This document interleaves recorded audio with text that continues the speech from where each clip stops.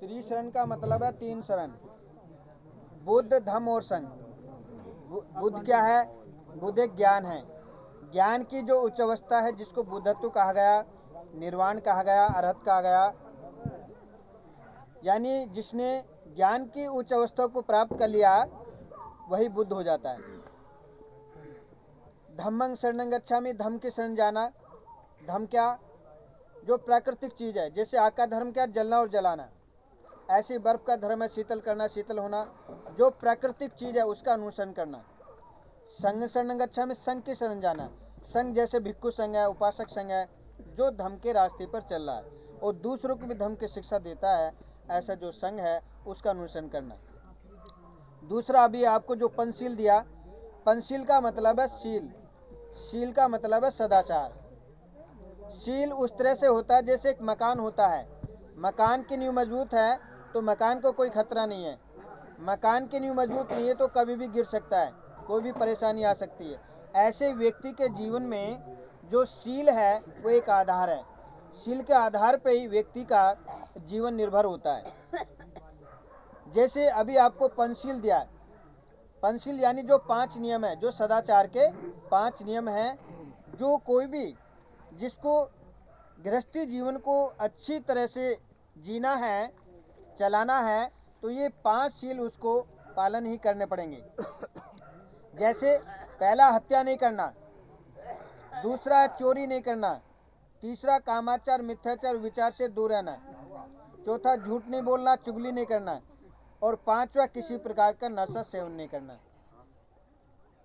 विशेषकर पांचों जो शील है, जो व्यक्ति पांचों शील का पालन नहीं करता है तो उससे आशा नहीं की जा सकती कि वो और भी शील का पालन कर सकता है। और जो व्यक्ति पांचों शील का पालन करता है तो उससे आशा की जा सकती है कि वो और भी शीलों का पालन कर सकता है। तो इसलिए व्यक्ति को अपने जीवन को सुखी बनाने के लिए, परिवार को सुखी बनाने के लिए ये 5 शील बहुत आवश्यक है।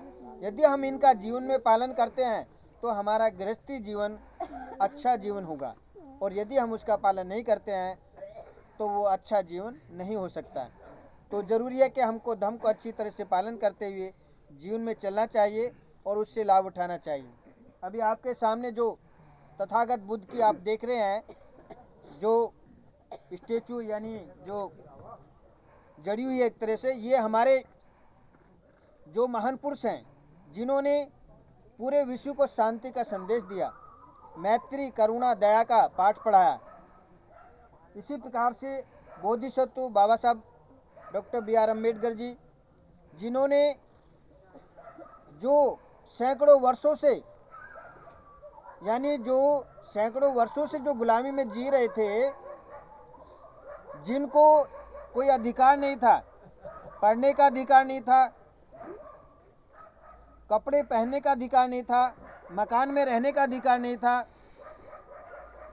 शिक्षा का अधिकार नहीं था, तो ये सब जो है उस महान पुरुष के द्वारा हमको दिया गया। जो हमारे आज समाज में कोई डॉक्टर है, कोई इंजीनियर है, कोई वकील है, कोई मंत्री है, कोई मुख्यमंत्री है, कोई जो यानी राष्ट्रपति है, ये सब उसी महान पुरुष की देन है। यदि आज उस पद पर हैं, अगर वो महान पुरुष इस भारत के अंदर पैदा नहीं होते तो आज हम उस स्थिति में नहीं पहुंच सकते। या जो आज हम यहाँ बैठे हैं, जो अच्छे कपड़े पहनते हैं, अच्छे मकानों में रहते हैं, तो वह हमको हासिल नहीं होता। क्या होता? जो पहले की स्थिति थी आपको नहीं मालूम। जो पेशवाओं के राज में गले में हांडी लटका के चलना पड़ता था, गले में हांडी लटका के चलना पड़ता था। क्यों? क्योंकि यदि हमको थूकना तो उसमें थूकना है, यानी किसी का हमारे थूक पर पैर ना पड़ जाए, अपवित्र ना हो जाए, इसलिए वो गले में बांध के चलना पड़ता था। और पीठ पीछे झाड़ू बांधना पड़ता था ताकि हमारे पैर के निशान मिटते चले जाएं। तो ये सब जो है व्यवस्था को बाबा साहब ने ख़त्म किया और हमको जो जीने का अधिकार दिया। तो ये हमको सोचना समझना चाहिए। बाबा साहब ने सन 1935 में घोषणा किया था कि मैंने हिंदू धर्म में जन्म लिया, ये मेरे बस की बात नहीं थी, लेकिन मैं हिंदू धर्म में रहकर मरूंगा नहीं। और वो उन्होंने सभी धर्मों का अध्ययन किया और बाद में पाया कि बौद्ध धर्म ही ऐसा धर्म है जिसके अंदर छुआछूत नहीं है, भेदभाव नहीं है, अंधविश्वास नहीं है, पाखंडवाद नहीं है, बल्कि जो सबको समानता का अधिकार देता है। ऐसा धर्म जो भारत नहीं विदेशों में छाया हुआ है। तो ये हमको सोचना चाहिए, समझना चाहिए कि जिस बाबा साहब ने हमारे लिए सब कुछ किया, क्या हम उनके बताए हुए रास्ते पर चल रहे हैं? क्या उन्होंने जो हमको रास्ता दिया, क्या उस पर हम चल रहे हैं? ये सोचना समझना चाहिए। और यदि हम उस चीज़ को नहीं समझेंगे तो जो पहले हमारी स्थिति थी उसमें हम फिर आ जाएंगे। तो ऐसा हमको सोचना समझना है कि हमको रास्ता कौन सा अपनाना है, किस रास्ते पर चलना है, ताकि हमारा जीवन सुखी हो, हमारा परिवार सुखी हो, हमारा समाज सुखी हो। वो तभी होगा जब हम एक सही दिशा में आगे बढ़ेंगे। तो मैं ज़्यादा न कहते हुए अभी आगे का जो संस्कार है वो पूरा करेंगे।